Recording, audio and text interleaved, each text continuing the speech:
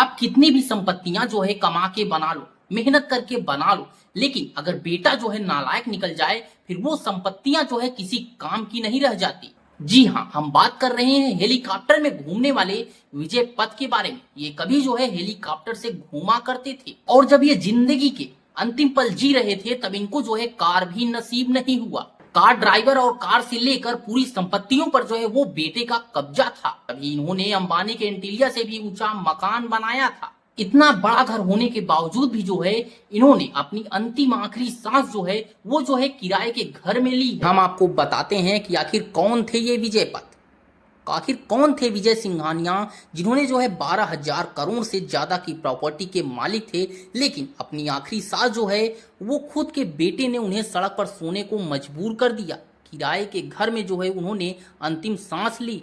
कपड़ा बेचने वाले ने घर घर तक पहुंचाया था ब्रांड। शादियों से लेकर सेलिब्रिटी तक की जुबान पर होता था इनका नाम। एक सिग्नेचर से जो है बेटे ने छीन ली थी 11,000 करोड़ की प्रॉपर्टी।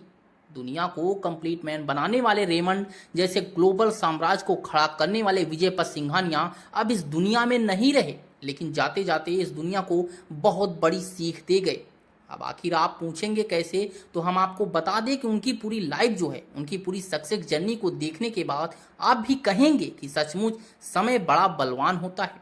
87 साल की उम्र में टेक्सटाइल टकन विजय पथ सिंघानिया ने दुनिया को अलविदा कह दिया, लेकिन उनकी मौत जो है साथ ही कॉर्पोरेट जगत का एक ऐसा दर्दनाक अध्याय भी खत्म हुआ जिसे सुनकर किसी भी पिता का जो है वो कलेजा फट जाएगा। जिस इंसान ने जो है 12,000 करोड़ का साम्राज्य खड़ा कर दिया और मुंबई में सबसे आलीशान इमारतों में से एक जेके हाउस बनाया जो एंटीलिया से भी ऊंचा था, उसे अपनी ही जिंदगी के आखिरी पल एक किराए के मकान में काटने पड़े। ये कहानी उस पिता की है जिसने अपने बेटे पर अंधा भरोसा किया और बदले में उसे सिर्फ जिल्लत और बेरुखी मिली। विजय पथ सिंघानिया ने 1980 में रेमंड की कमान संभाली थी और इसे एक छोटे से मील से उठाकर दुनिया के कोने कोने तक पहुंचा दिया। उन्होंने सिर्फ कपड़े ही नहीं बेचे, उन्होंने एक ब्रांड बनाया जिसने भारत के टेक्सटाइल उद्योग को नई पहचान दी। रेमंड मतलब भरोसे का दूसरा नाम। उनके नेतृत्व में रेमंड ने सिंथेटिक कपड़ों से लेकर इंजीनियरिंग और रियल एस्टेट तक में झंडे गाड़ दिए। विजय पथ सिंघानिया की गिनती कभी देशों के जो है टॉप रईसों में होती थी और वह मुंबई में माला बाजार स्थित मंजिला 37 मंजिला जो है जेके हाउस में रहते थे। आपको जानकर हैरानी होगी कि ये जेके हाउस मुकेश अंबानी के एंटीलिया से भी ऊंची बिल्डिंग मानी जाती है। एक जमाने में जो है विजय पथ सिंघानिया की नेटवर्थ जो है 12,000 करोड़ हुआ करती थी, लेकिन साल 2015 में उनकी जिंदगी में एक ऐसा मोड़ आया जिसने उनकी तकदीर जो है पूरी तरह से पलट के रख दी। विजय पथ सिंघानिया ने अपने बेटे गौतम सिंघानिया पर भरोसा करके रेमंड लिमिटेड में अपनी पूरी 37% हिस्सेदारी जो है उन्हें ट्रांसफर कर दी। उस वक्त उनके शेयरों की कीमत 1,000 करोड़ से भी ज्यादा थी। उन्होंने सोचा था कि बेटा बुढ़ापे का सहारा बनेगा और खानदान की विरासत को आगे बढ़ाएगा, लेकिन उसकी एक साइन ने उन्हें सड़क पर ला दिया। हिस्सेदारी मिलते ही बाप और बेटे के रिश्तों में ऐसी दरार आई कि गौतम सिंघानिया ने अपने पिता को उसी घर से बाहर निकाल दिया जिसकी एक एक ईंट विजय पथ ने खुद जोड़ी थी। सिर्फ घर ही नहीं छीना गया, उनसे जो है कार और ड्राइवर जैसे बुनियादी सुविधाएं तक छीन ली उसके बेटे ने। यहाँ तक कि विजय पथ सिंघानिया को अपने नाम के साथ चेयरमैन एस्टेट लिखने तक से रोक लगा दी गई थी। एक अरबपति बाप अपनी पत्नी के साथ मालाबार हल्के उस आलीशान महल को छोड़ करके किराए के मकान में रहने को मजबूर हो गया। विजय पथ सिंघानिया ने खुद एक इंटरव्यू में कभी अपना दर्द बयां करते हुए कहा था कि उनका बेटा उन्हें सड़क पर देखकर खुश होता है। उन्होंने इसे अपनी जिंदगी की सबसे भयंकर भूल बताई थी और उन्होंने अपना सब कुछ अपने बेटे को सौंप दिया।